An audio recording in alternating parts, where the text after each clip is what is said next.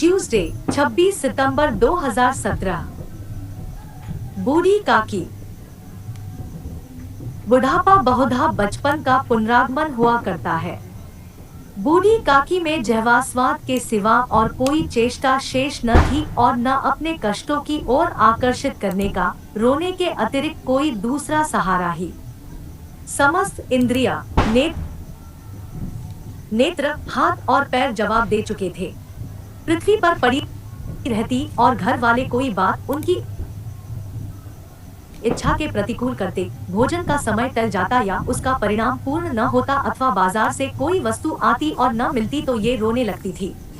उनका रोना सिसकना साधारण रोना न था, वे गला फाड़ फाड़ कर रोती थी। उनके पतिदेव को स्वर्ग सिधारे कालांतर हो चुका था। बेटे तरुण होकर चल बसे थे। अब एक भतीजे के अलावा और कोई न था। उसी भतीजे के नाम उन्होंने अपनी सारी संपत्ति लिख दी। भतीजे ने सारी संपत्ति लिखाते समय खूब लंबे चौड़े वादे किए, किंतु वे सब वादे केवल कुलीनों के दलालों के दिखाए हुए सब्ज़बाग थे। यद्यपि उस संपत्ति की वार्षिक आय 150-200 रुपए से कम न थी, तथापि बूढ़ी काकी को पेट भर भोजन भी कठिनाई से मिलता था। इसमें उनके भतीजे पंडित बुद्धिराम का अपराध था अथवा उनकी अर्धांगिनी श्रीमती रूपा का, इसका निर्णय करना सहज नहीं। बुद्धिराम स्वभाव के सज्जन थे, किंतु उसी समय तक जबकि उनके कोष पर आँच न आए। रूपा स्वभाव से तीव्र थी सही, पर ईश्वर से डरती थी। अतएव बूढ़ी काकी को उसकी तीव्रता उतनी न खलती थी जितनी बुद्धिराम की भलमनसाहट। बुद्धिराम को कभी कभी अपने अत्याचार का खेद होता था। विचारते कि इसी संपत्ति के कारण मैं इस समय भलामानुष बना बैठा हूँ। यदि भौतिक आश्वासन और सूखी सहानुभूति से स्थिति में सुधार हो सकता हो, उन्हें कदाचित कोई आपत्ति न होती, परंतु विशेष व्यय का भय उनकी सुचेष्टा को दबाए रखता था। यहाँ तक कि यदि द्वार पर कोई भला आदमी बैठा होता और बूढ़ी काकी उस समय अपना राग अलापने लगती तो वह आँख हो जाते और घर में आकर उन्हें जोर से डांटते।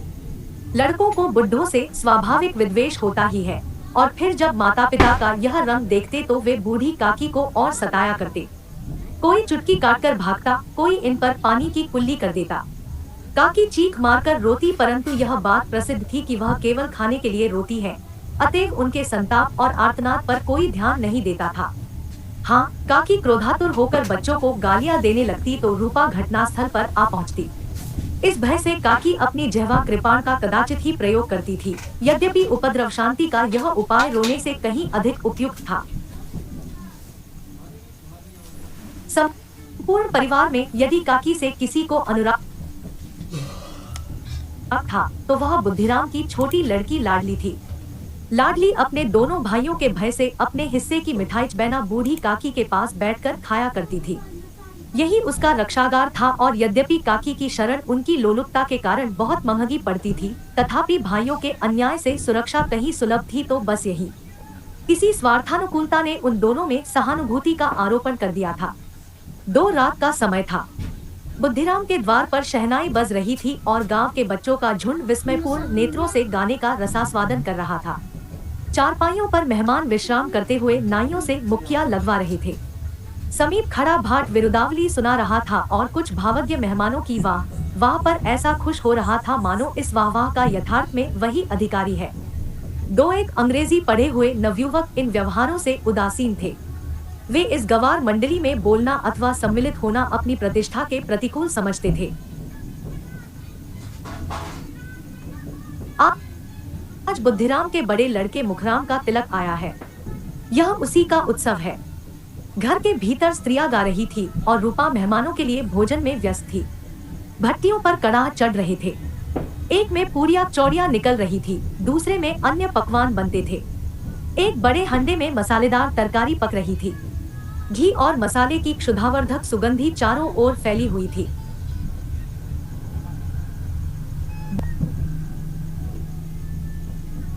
बूढ़ी काकी अपनी कोठरी में शोकमय विचार की भांति बैठी हुई थी।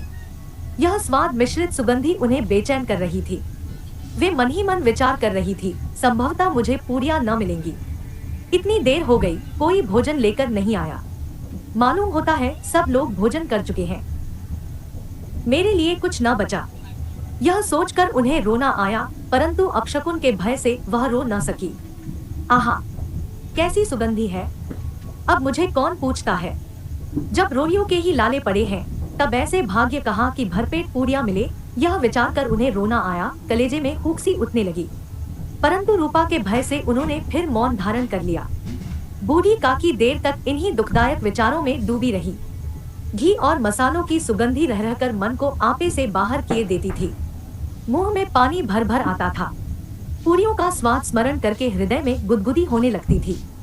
किसे पुकारूं, आज लाडली बेटी भी नहीं आई। दोनों छोकरे सदा दिख दिया करते हैं, आज उनका भी कहीं पता नहीं। कुछ मालूम तो होता कि क्या बन रहा है।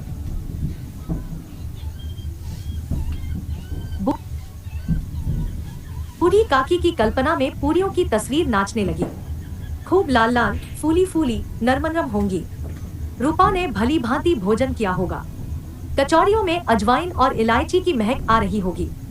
एक पूरी मिलती तो जरा हाथ में लेकर देखती। क्यों न चलकर कड़ा के सामने ही बैठूं। पूरियां छन छन कर तैयार होंगी। कड़ा से गरम गरम निकालकर थाल में रखी जाती होंगी। फूल हम घर में भी सूंघ सकते हैं, परंतु वाटिका में कुछ और बात होती है। इस प्रकार निर्णय करके बूढ़ी काकी उकड़ू बैठकर हाथों के बल सरकती हुई बड़ी कठिनाई से चौखट से उतरी और धीरे धीरे रेंगती हुई कड़ा के पास जा बैठी। यहाँ आने पर उन्हें उतना ही धैर्य हुआ जितना भूखे कुत्ते को खाने वाले के सम्मुख बैठने में होता है। रूपा उस समय कार्यभार से उद्विग्न हो रही थी। कभी इस कोठे में जाती, कभी उस कोठे में, कभी कड़ा के पास जाती, कभी भंडार में जाती। किसी ने बाहर से आकर कहा, महाराज ठंडी मांग रहे हैं। ठंडी देने लगी।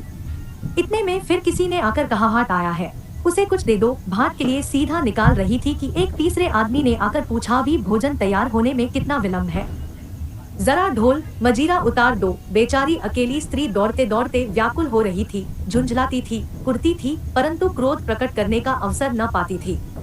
भय होता कहीं पड़ोसने यह न कहने लगे कि इतने में उबल पड़ी। प्यास से स्वयं कंठ सूख रहा था। गर्मी के मारे फूंकी जाती थी, परंतु इतना अवकाश न था कि जरा पानी पी ले अथवा पंखा लेकर झले। यह भी खटका था कि जरा आंख हटी और चीजों की लूट मची। इस अवस्था में उसने बूढ़ी काकी को कड़ा के पास बैठी देखा तो जल गई। क्रोध न रोक सका। इसका भी ध्यान न रहा कि पड़ोसने बैठी हुई है, मन में क्या कहेंगी। पुरुषों में लोग सुनेंगे तो क्या कहेंगे। जिस प्रकार मेंढक केंचुए पर झपटता है, उसी प्रकार वह बूढ़ी काकी पर झपटी और उन्हें दोनों हाथों से झटक कर बोली, ऐसे पेट में आग लगे, पेट है या भाड़। कोठरी में बैठते हुए क्या दम घुटता था। अभी मेहमानों ने नहीं खाया, भगवान को भोग नहीं लगा, तब तक धैर्य न हो सका। आकर छाती पर सवर हो गई। जल जाए ऐसी जीभ। दिन भर खाती न होती तो जाने किसकी हांडी में मुंह डालती। गांव देखेगा तो कहेगा कि बुढ़िया भरपेट खाने को नहीं पाती, तभी तो इस तरह मुंह बाए फिरती है। डायन न मरे न मांचा छोड़े, नाम बेचने पर लगी है। नाक कटवा कर दम लेगी। इतनी ठूसती है, न जाने कहाँ भस्म हो जाता है। भला चाहती हो तो जाकर कोठरी में बैठो, जब घर के लोग खाने लगेंगे तब तुम्हें भी मिलेगा। तुम कोई देवी नहीं हो कि चाहे किसी के मुंह में पानी न जाए, परंतु तुम्हारी पूजा पहले ही हो जाए। बूढ़ी काकी ने सिर उठाया, न रोई न बोली, चुपचाप रेंगती हुई अपनी कोठरी में चली गई। आवाज ऐसी कठोर थी कि हृदय और मस्तिष्क की संपूर्ण शक्तियां, संपूर्ण विचार और संपूर्ण भार उसी ओर आकर्षित हो गए थे। नदी में जब कगार का कोई वृहद खंड कटकर गिरता है, तो आसपास का जल समूह चारों ओर से उसी स्थान को पूरा करने के लिए दौड़ता है। 3 भोजन तैयार हो गया है। आंगन में पत्तलें पड़ गई, मेहमान खाने लगे।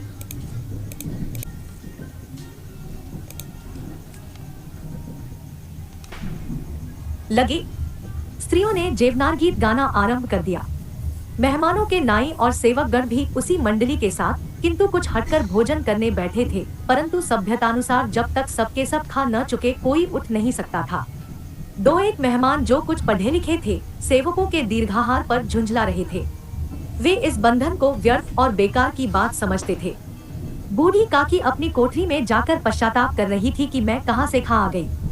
उन्हें रूपा पर क्रोध नहीं था, अपनी जल्दबाजी पर दुख था। सच ही तो है, जब तक मेहमान लोग भोजन न कर चुकेंगे, घर वाले कैसे खाएंगे। मुझसे इतनी देर भी न रहा गया।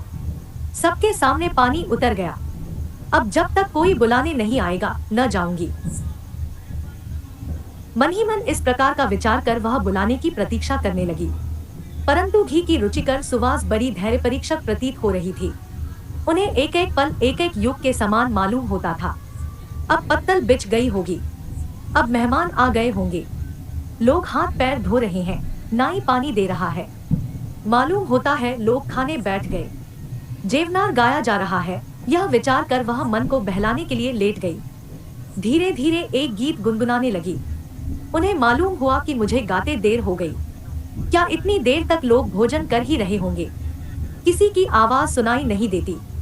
अवश्य ही लोग खा पी कर चले गए। मुझे कोई बुलाने नहीं आया है। रूपा चिढ़ गई है, क्या जाने न बुलाए। सोचती हो कि आप ही आवेंगी, वह कोई मेहमान तो नहीं जो उन्हें बुलाऊं। बूढ़ी काकी चलने को तैयार हुई। यह विश्वास कि 1 मिनट में पूरियां और मसालेदार तरकारियां सामने आएंगी उनकी स्वादेंद्रियों को गुदगुदाने लगा। उन्होंने मन में तरह तरह के मंसूबे बांधे। पहले तरकारी से पूरियां खाऊंगी, फिर दही और शक्कर से कचौरियां रायते के साथ मजेदार मालूम होंगी। चाहे कोई बुरा माने चाहे भला, मैं तो मांग मांग कर खाऊंगी। यही ना लोग कहेंगे कि इन्हें विचार नहीं।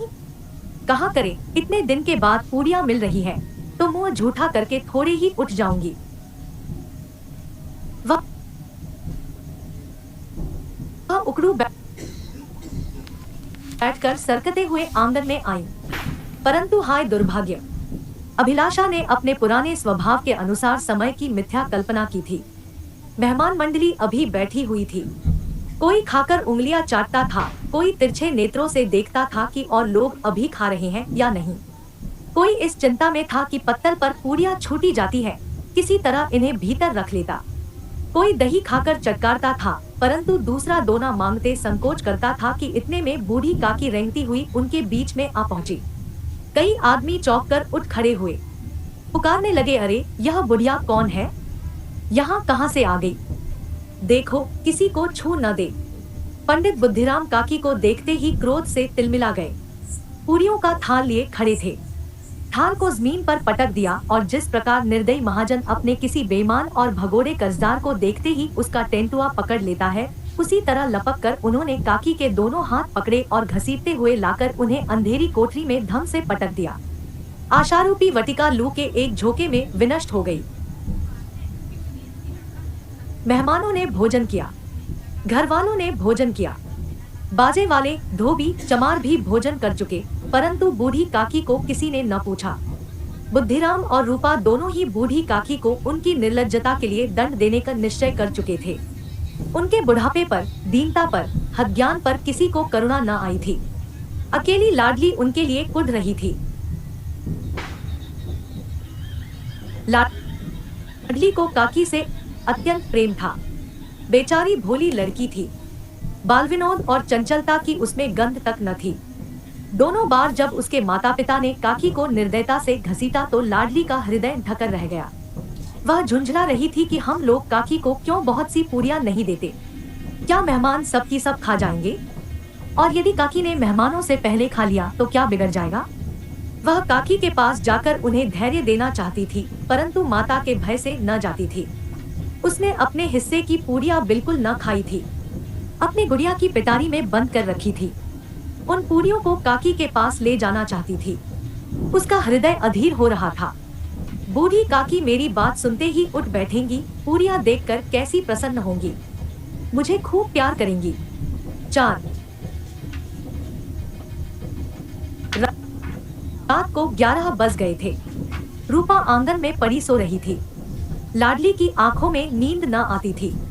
काकी को पूरियां खिलाने की खुशी उसे सोने न देती थी। उसने गुड़ियों की पिटारी सामने रखी थी। जब विश्वास हो गया कि अम्मा सो रही है तो वह चुपके से उठी और विचारने लगी, कैसे चलूं? चारों ओर अंधेरा था, केवल चूनों में आग चमक रही थी और चूनों के पास एक कुत्ता लेटा हुआ था। लाडली की दृष्टि सामने वाले नीम पर गई। उसे मालूम हुआ कि उस पर हनुमान जी बैठे हुए हैं। उनकी पूंछ, उनकी गदा वह स्पष्ट दिखलाई दे रही है।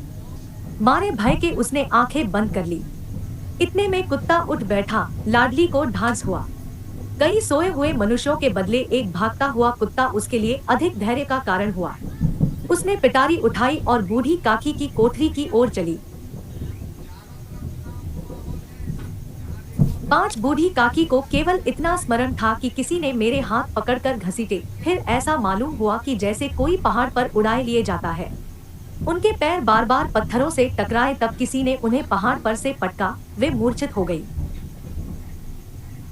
जब वे सचेत हुई तो किसी की जरा भी आहट न मिलती थी। समझी कि सब लोग खा पी कर सो गए और उनके साथ मेरी तकदीर भी सो गई। रात कैसे कटेगी? राम, क्या खाऊं? पेट में अग्नि धधक रही है। हाँ, किसी ने मेरी सुधि न ली। क्या मेरा पेट काटने से धन जुड़ जाएगा? इन लोगों को इतनी भी दया नहीं आती कि न जाने बुढ़िया कब मर जाए। उसका जी क्यों दुखावे? मैं पेट की रोटियां ही खाती हूँ कि और कुछ। इस पर यह हाल। मैं अंधी अपाहिज ठहरी, न कुछ सुनूं न बूझूं। यदि आंगन में चली गई तो क्या बुद्धिराम से इतना कहते न बनता था कि काकी अभी लोग खाना खा रहे हैं, फिर आना। मुझे घसीटा, पटका। उन्हीं पूरियों के लिए रूपा ने सबके सामने गालियां दी। उन्हीं पूरियों के लिए इतनी दुर्गति करने पर भी उनका पत्थर का कलेजा न पसीजा। सबको खिलाया, मेरी बात तक न पूछी। जब तक ही न दी तब अब क्या देंगे? यह विचार कर काकी निराशामय संतोष के साथ लेट गई। ग्लानि से गला भर भर आता था, परंतु मेहमानों के भय से रोती न थी। सहसा कानों में आवाज आई, काकी उठो, मैं पूरियां लाई हूँ। काकी ने लाडली की बोली पहचानी। चटपट उठ बैठी। दोनों हाथों से लाडली को टटोला और उसे गोद में बिठा लिया। लाडली ने पूरियां निकाल कर दी। काकी ने पूछा, क्या तुम्हारी अम्मा ने दी है? लाडली ने कहा, नहीं, यह मेरे हिस्से की है। काकी पूरियों पर टूट पड़ी। 5 मिनट में पिटारी खाली हो गई। लाडली ने पूछा, काकी पेट भर गया? जैसे थोड़ी सी वर्षा ठंडक के स्थान पर और भी गर्मी पैदा कर देती है, उस भांति इन थोड़ी पूरियों ने काकी की क्षुधा और इच्छा को और उत्तेजित कर दिया था। बोली, नहीं बेटी, जाकर अम्मा से और मांग लाओ। लाडली ने कहा, अम्मा सोती है, जगाऊंगी तो मारेंगी। काकी ने पिटारी को फिर टटोला। उसमें कुछ खुरचन गिरी थी। बार बार होंठ चाटती थी, चटखारे भरती थी। हृदय मसोस रहा था कि और पूरियां कैसे पाऊं। संतोष सेतु जब टूट जाता है तब इच्छा का बहाव अपरिमित हो जाता है।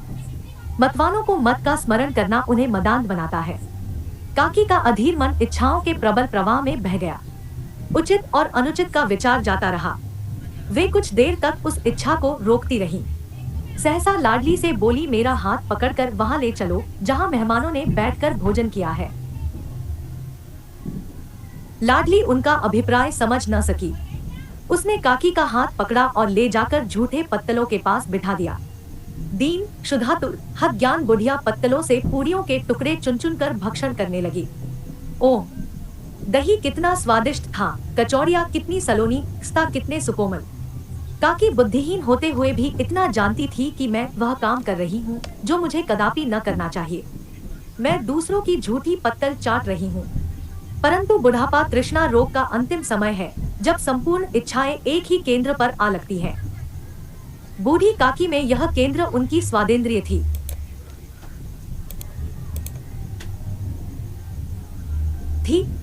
ठीक उसी समय रूपा की आंख खुली। उसे मालूम हुआ कि लाडली मेरे पास नहीं है। वह चौंकी, चारपाई के इधर उधर ताकने लगी कि कहीं नीचे तो नहीं गिर पड़ी। उसे वहां न पाकर वह उठी तो क्या देखती है कि लाडली जूठे पत्तलों के पास चुपचाप खड़ी है और बूढ़ी काकी पत्तलों पर से पूरियों के टुकड़े उठा उठा कर खा रही है। रूपा का हृदय सन्न हो गया।